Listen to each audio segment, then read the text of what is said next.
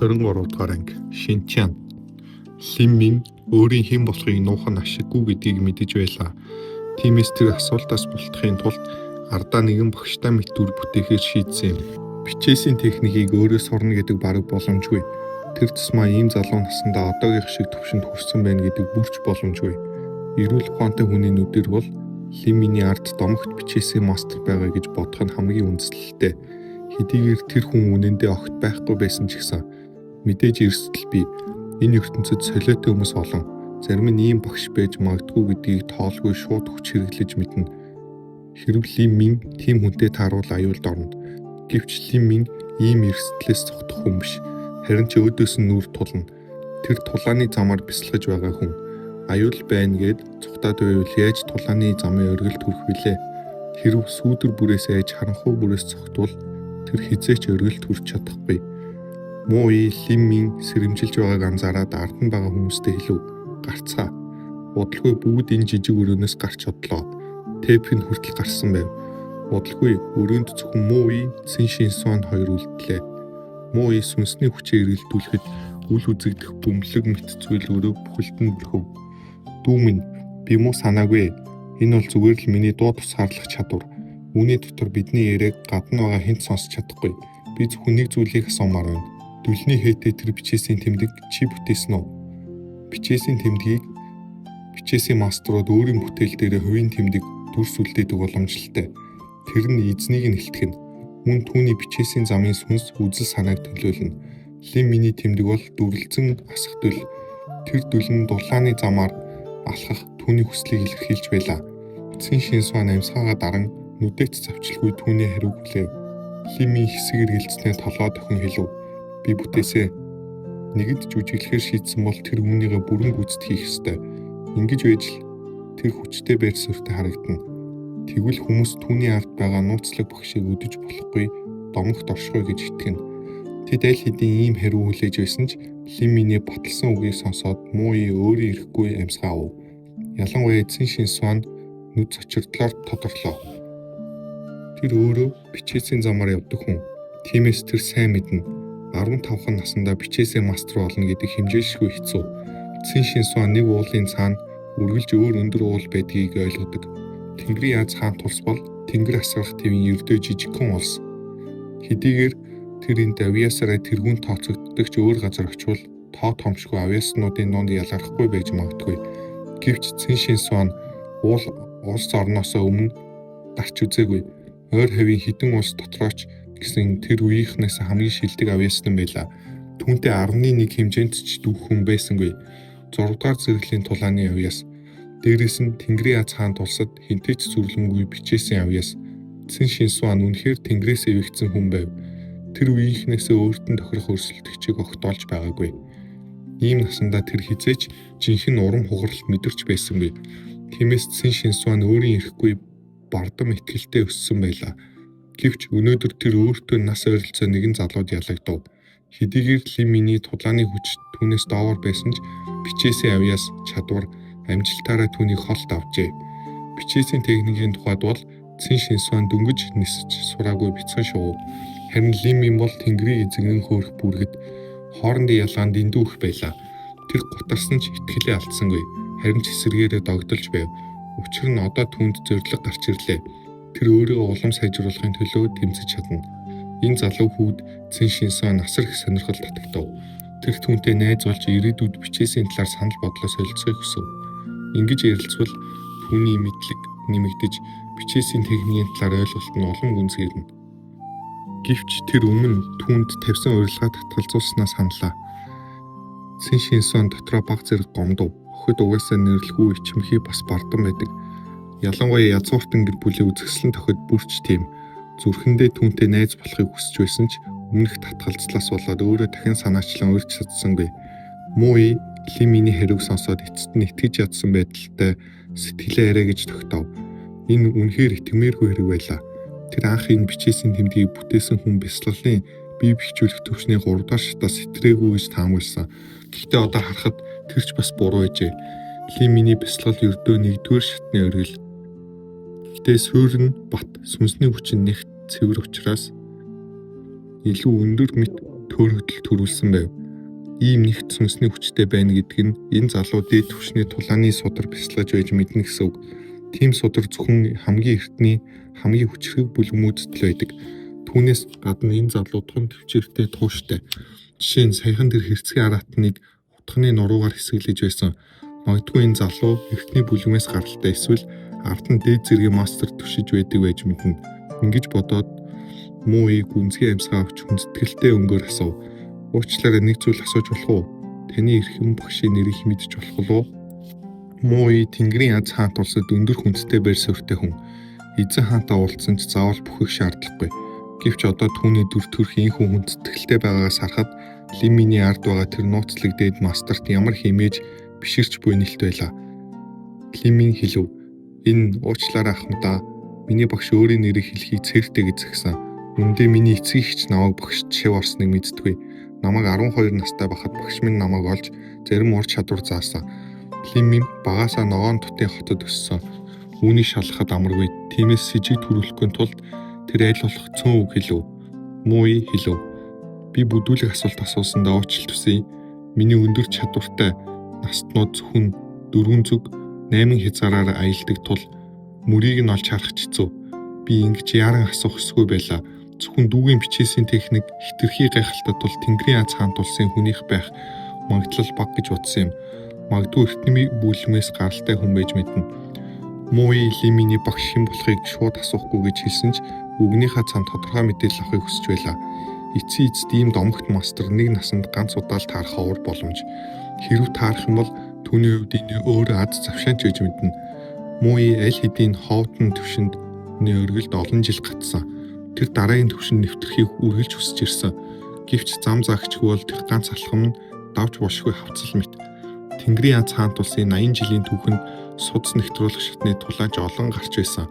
Тэдний дундаас ховоотой төвшин хүрсэн авиаснууд тунч цөөн.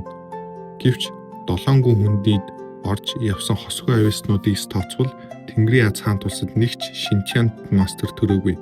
Хэрв яс давтах шатнаас сүнс нэвтрүүлэх шат руу орох нь жижиг горих гатлахтай адил бол хоотын төвшнөөс шинчаан төвшнөр алхах нь догшин далаа гатлахтай адил. Бүлгэмийн заавар чиглэлгүйгээр зөвхөн өөрийн чадвар, өөрийн хайгуулт найдвал шинчаан төвшөнд нэвтрэх боломж бараг тэгтээ тэнцэнэ. Мууи одоо бүлгэмд ороход хэтэрхий оройтсон. Түүний цорын ганц найдвар нь нэгэн хүчрхэг настандаа таарч ганц 2 сургаал авах. Тэгж гимэн нэг өдөр шинчаан төвшөнд хүрч магадгүй гэсэн мөрөөдөлтэй болно. Тэр заавал шинчаан төвшөнд хүрнэ гэж шунаагүй. Зөвхөн замын чиглэл мэдхийг хүссэн. Үлдсэн амьдралдаа төөрч юу ч мэдэхгүй өнгөрөхийг хүссэнгүй. Лимин хэлв. Миний багш Даянч хүн. Гэхдээ тэр нэг удаа өөрийгөө бүлгэмд орж байсан гэж хэлсэн. Мууи үүнийг сонсоод дотроо баг зэрэг хатаархав. Түүнд бүлгэмд орох аз тохиогоогүй. Харин Лиминий багш аль хэдийн бүлгэмээсээ гарч чөлөөтэй аялж явна. Мууи хэлв.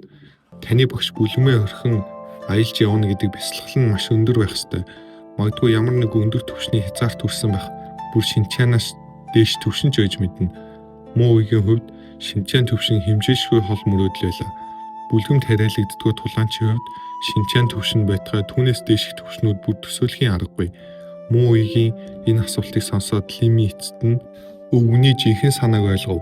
Тэр өөрийнх нь багш гэж зохиосон хүнийг асар их сонирхож байлаа. Нүд нь хүлээлт чин сэтгэлээр дүүрэн тэр өөрийн бясалгалын замд хариулт хайж байгаа нь тодорхой. Өөрөө ганцаараа бясалгана гэдэг үнэхээр хэцүү. Мууи ийм өндөр насанд хүрсэн тул өөрийн хязгаарт хүрсэн байх магадaltaй. Үүнийг бодоод Лими настны сүнсний хэлтэрхийн дурсамжийг эргэн санав. Тэр дурсамжуудад тулааны бясалгалтай холбоотой зарим зүйл байсан ч бүрэн биш. Гэвч тэдгээрийн зарим нь Лиминд тийм ч үнцэнтэй биш тул ганц 2 зүйл хэлэхэд гай болохгүй. Лими хэлв. Миний багш ямар төвшөнд хүрснийг би мэдэхгүй. Гэхдээ багш нэг удаа тулааны зам 2 том хэсэгт хуваагддаг гэж хэлсэн. Одоо тэр 2 дахь хэсгийг нь тунгаан судалж байгаа гэсэн. Өө ямар 2 хэсэг вэ? Мууигийн нүд хэрэлтэв. Тэр ганц ч үг алдахгүй гэж хэмээн имэж байлаа. Учир нь мэдлэгтэй настны үгийг сонсох боломж үнэхээр ховор. Үнтэй гэдгийг тэр сайн мэднэ. Цэн Шинсуаны нүд ч өмнө гэрэлтэж тэр нүдээч цавчилгүй Лиминий үгийг хүндэтгэлтэйгээр сонсож эхлэв. Таалагдсан бол лайк дарж Wildcard Audio сувгийг subscribe хийгээрэй. 24 дугаар анги ухаарл. Лимин хэлв. Тулааны урлаг хоёр том хэсэгт хуваагддаг. Эхлээд тулааны замыг бясалгана, дараа нь зарчмыг нь ойлгож гэгээрэлт хүрнэ. Тулааны замыг бясалгана гэдэг нь биеийг бясалгахыг хэлнэ. Харин гэгээрэлт гэдэг нь сүнсийг бясалгахыг хэлдэг. Багш минь амьдралыг хязгааргүй их зовлонгийн далаатай зөвлөдөг байсан. Бясалгал бол тэр далайг гатлах зам. Биеийг бясалгана гэдэг нь далайг гатлах зав бүтээгтэй адил. Харин сүнсийг бясалгана гэдэг нь тэр завыг хөдлөх сэлүүр бүтээгтэй адил. Хэрэв хүн биеэ бясалгахгүй бол зав нь бат бөх биш байна. Далайн шуурга ирэхэд амархан хөмрөнө. Харин сүнсээ бясалгахгүй бол зориг хүсэл нь хангалтгүй. Тэгээд хөв тавилантайгаа тогтоосон төгсгөл ойртож байсан ч тэр хүн алсын эрэхт хүрч чадахгүй. Гэхдээ биеийг бясалгах, сүнсийг бясалгах хоёрын ялгаа нь хоовтын түвшнээс шинчаан түвшин рүү шилжих үед гарч ирдэг. Хоовтын түвшнээс өмнө тулаач биеэ бясалгана. Харин шинчаан түвшнээс хойш сүнсээ бясалгана. Шинчаан түвшнээс хойш сүнсийг бясалгана гэж үү? Муу үүнийг сонсмогт цочиж бараг ухаан алдах шахав. Тэгэхээр ийм учиртай байж олон жилийн турш тэр өчүүхэн ганц алхмыг давж чадахгүй байсны шалтгаан нь энэ юм байна. Тэр бүх хугацаанд буруу зүг рүү явж байжээ. Шинчаан түвшин ийм утгатай гэж тэр огт төсөөлөөгүй. Тэр шивнэн асуув. Тэгвэл шинчаан гэж юу гэсэн үг юм бэ? Лимийн хэлв. Багш минь нэг удаа хариулт нь эхийн хөвлөд хүүхдэд хэрхэн амьсгалдахыг ойлгоход оршино гэж хэлсэн. Тэр хэлэхдээ хүн эхийн хөвлөд байхдаа хамар амаараа амьсгалдаггүй. Харин ихтэйгээ холбогдсон холбоогоор тэжээгддэг. Тэр замаар амьсгалдаг. Энэ бол шинчаан шинж. Харин хүн төрсний дараа хамар амаараа амьсгалж эхэлдэг. ертөнцийн агаарт бохир зүйл их байдаг бөгөөд тэдгээр нь бие дотор айжмаар хөрөмтлөгддөг. Энэ бол хоовтын шинж. Шинчаан төвшөнд сүнс нь харьцангуй тайван амгалан төлөвт оршдог. Бие нь орчин тойронтойгоо харилцах арга барилаа өөрчилж сүнс нь ертөнцийг мэдэрч эхэлнэ. Байгальтай харилцаж бүр сүнсний хүчээр тэнгэр газрын хүчийг хөдөлгөж чадна. Энэ л жинхэнэ шинчаан. Харин хоовтын төвшнөөс шинчаан төвшин рүү нэвтрэхийн тулд бүх бохир үнцээ тасалж ихийн хөвлөд байсан тэр төлөв рүүгээ буцах ёстой гэж хэлсэн. Тэгэхээр тийм байж, ийм учиртай байж мууи намхан бовтнов. Түүний нүдэнд бишрэл бас гүн харуулсал тодров.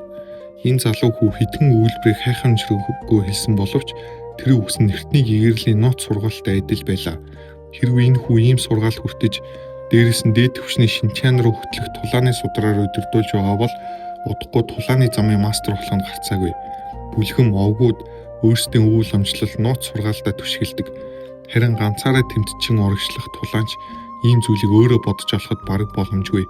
Мууи гашуунаар санаа алдав. Инээдтэй би 36 таадаа сүнс нэхтруулах шатанд хүрсэн. 50 таадаа хоовтын төвшөнд хүрсэн.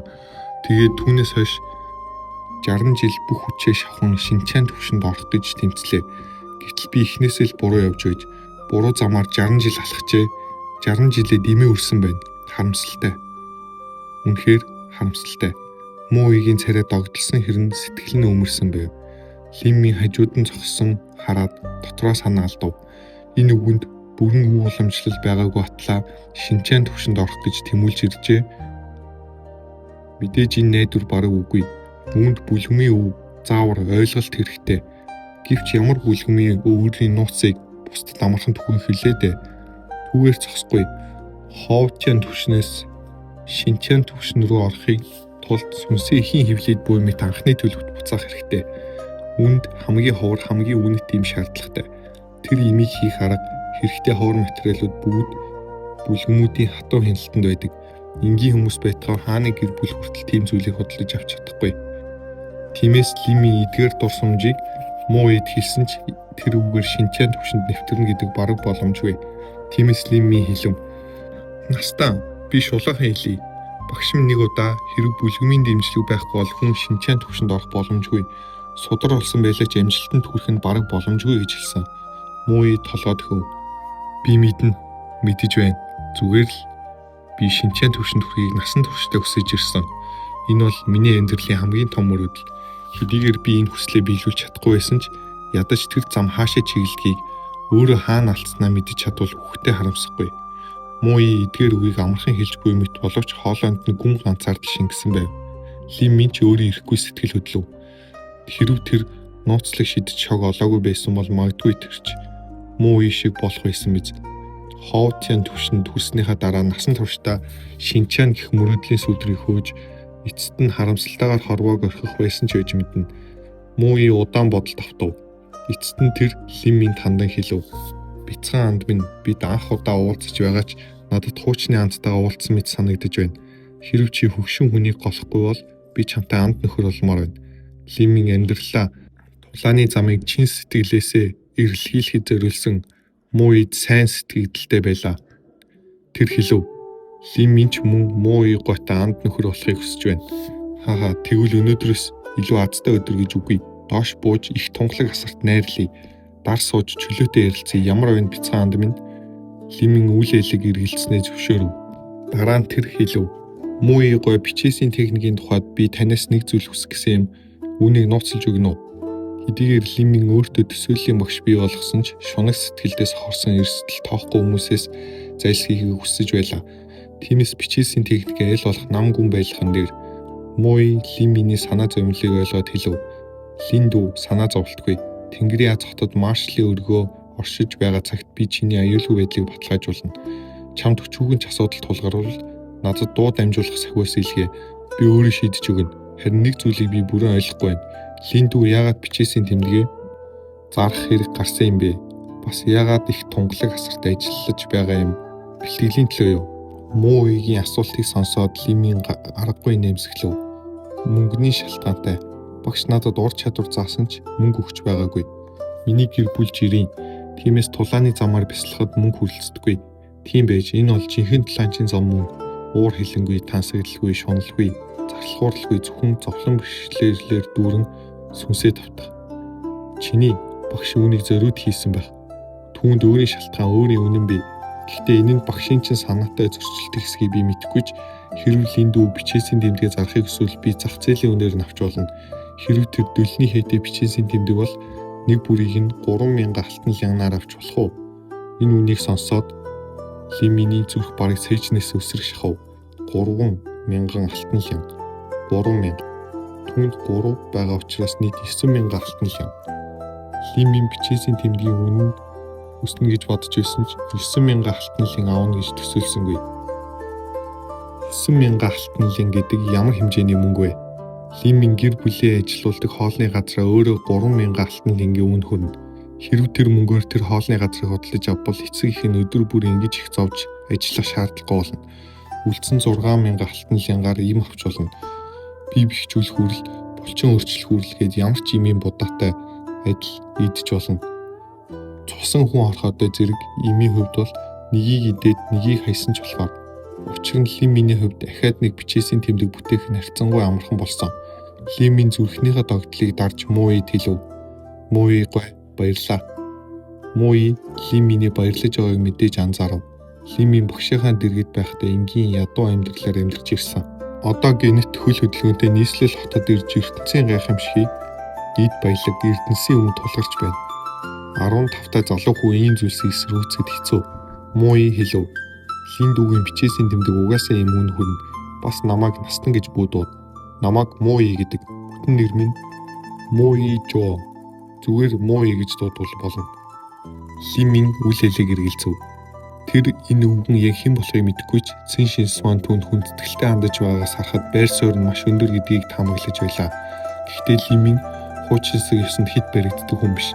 Мууи өөрөө ингэж хэлсэн тул тгий гэж шийдэв. Тэр зүгээр толгой төхөв. Мууи нэмсгэлэн хэлв. Шинсван их тунгалаг асарт нэг өрөө бэлдүүл. Би Линдүүтэй хамт дарсан умаар байна. Цэн Шинсван энд бүх хугацаанд чимээгүй байлаа. Тэр Лимминий шинчаан төвшний утгыг тайлбарласан үгийг анхааралтай сонсож байсан. Одоо Мууи ингэж хэлэхэд тэр баяртайгаар хариулв. Тийм ээ багшаа. Их тунгалаг асрын ажилчид Мууи найр захиалж Лимминийг хамт дар суухыг өрсөн гэдгийг сонсоод бүгд цочирдов. Мууи гэж ямар хүн билээ дээ. Тэр маршалын өргөний хүнд цочив. Ордонд өргөддөг ирхэм. Цэн Шинсваны багш төдийгүй угсаа залгамжлагч ханхүүгийн багш. Ирээдүйд ханхүү хаан ширээнд суувал Мууи эзэн хааны багш болно. Үгээр зогсохгүй Мууигийн бясалгал хэмжээшгүй хүн. Тэр бичээсийн техникээр мэрэгснээс гадна одоо орон газар зүй эртний мэрэг төлөвтөж гаргууд. Үнэхээр онцгой хүн. Эзэн хаан хүртэл түнд 3% хүндэтгэл үзүүлдэг. Тэгвэл тэр яс салгадаг хүү Лимминий хоолнд үрж байна. Үүнээс гадна галт тогооноос гарахдаа хоёул үеийн амт мэт ботн эрэлцэж байв. Лиммийн яг ямар гаралтай хүн юм бэ? Хэрв түүний жинхэнэ гарал Жижиг биш бол тэр яагаад энэ сайн дураараа их тунгалаг асарт ясаалах ажил хийж явна вэ? Галтоогоо тэр дунд махнатлах ажил бол тулаанч бичгийн хүмүүсийн дунд үргэлж дорд үзэгддэг ажил. Лин Миний яс салгах ур чадвар тэднийг бишрүүлдэг байсан ч үүнийг эрхэм ажил гэж хэлэхэд хэцүү. Тэр хавирга завчдаг бяцхан Лин яг ямар гаралтай юм бол мэдэхгүй юм да. Зочдод үйлчилж байсан хоёр зөөгч өөрийн ирэхгүй шивнэлдэв. Тэд хоёулаа дээд зиндааны зочдод үйлчилдэг тусгай ажилчид байсан бөгөөд 20 орчим настай, царай цус сайтай, шүлэг, уран зураг зэрэг нарийн урлагтч гаргууд байлаа. Тэд анх Мууи, Цэн Шинсон хоёрыг их тунгалаг хасарт орохыг хараад цочирдсон. Эцэст ийм эрхэм зочид ховор ирдэг. Ийм зочинд сайн үйлчлвэл 10 алтан лингийн шагнал авах боломжтой. Энэ тэдний 2 сарын цалинтай тэнцэнэ. Гэтэл тэд үнэндээ Лин Минийг хайж ирсэн гэж хэн санах вүлээ? Нарийн хоолнууд энгийн боловч амт бүтцэн тун нарийн байлаа. Дарс нь хэдэн зуун алтан лингийн үн хүрэх улаан лууны дарс нэртэй. Нууц жороор тусгаалan нэрж олон төрлийн ховор эмийн үстэй хольж бэлтгэдэг. Тулаанч үеийн дарсыг уул дотоод гэмтэл илтгэрч бие махбод нь хүчрхэгчин бясалгалт хүртэл тус болдог. Гэвч эсгэх арга нь төвөгтэй, ашигладаг материал нь үнэтэй. Лин Мин байтугай язгууртан гэр бүлийн залуус хүртэл хүснээр амталж чаддаггүй. Нарийн үеэр Мууи Лин Минийг маршалын өргөнд барилах эсхийг асуухыг хүссэн. Гэвч Лин Мин тэнд тулааны бэлтгэл хийхэд тохиромжгүй, бас нууцаа бусдад мэдэгдэх эрсдэлтэй гэж бодоод ээлтгэр татгалзав. Мууи аргагүй бууж өгсөн ч үүнээс болж Лин Миний талаарх үнэлгээ нь бүр өндөр болов. Явхаасаа өмнө тэр 9000 алтан лин болон цагаан өнгийн эрхэм зочныг карт үлдээв. Энэ картаар худалдааны танхимын харьяанд байдаг бүх дэлгүүрээс 10% хөнгөлөлт эдэлж болно. Тэнгэрийн аз хотын бараг бүх томоохон дэлгүүр тэдний харьяанд багтдаг байлаа. Эцэст нь Лин Мин 9000 алтан линтай болов. Тэр зузаан алтан дэвсгэртийг хараад сэтгэл нь маш их догдолж цус нь буцлах мэт болов. Эцэст нь тэр толгоогоо бардам өргөж чадлаа. 9000 алтан лин. Үүнээс 3000-ыг нь эцэг ихтэй илгээн. Үлдсэн түүнийг бие бэхжүүлэх төвшний 2 дугаар шатанд амархан нэвтрэхэд хангалттай юм хотлож авахд хүрэлцэн. Хэрв үнэт эмнүүдийг авч бичээсийн техникээр нөлөөг нь нэмэгдүүлж чадвал ирээдүйд судас нэвтрүүлэх шатанд нэвтрэх нь ч амархан хэрэг болно. Тэр тулааны замаар алс хол явна. Өмнө Жуян Лин Миний хасаар их хүчээр давах ёстой уул мэт байсан бол одоо Жуян түүний тулааны зам дээрх ердөө нэг гишүүр болсон. Лин Мин тэр гишүүр дээр гიშгээд илүү өндөр оргил руу авирна. Лин Миний сэтгэл маш сайхан байлаа. Тэр Лин Шаод нь дуу дамжуулах сахиус илгээв. Дундун явцгаая. Өнөөдөр би чамайг дэлгүүр хэсүүлнэ. 100 эрдний танхимын үүдэнд уулзъя. Лин Шаод нь Лин Минд олон удаа тусалсан. Ийм сэтгэл үнэлж баршгүй. Одоо түүний өөрийн нөхцөл сайжирч хөрөнгөтэй болсон тул тэр мэдээж хариу туслах ёстой. Эр хүн ачийг заавал хариулдаг. Дэлгүүр хэснэ? Лин Шаод нь дуу дамжуулах сахиусыг хараад дотроо бодлоо. Энэ галзууч нь дуу дамжуулах сахиус хэрэглэх мөнгөтэй болчихсон хэрэг үү? Үргэлжлэлийг Wildcard Audio суугаас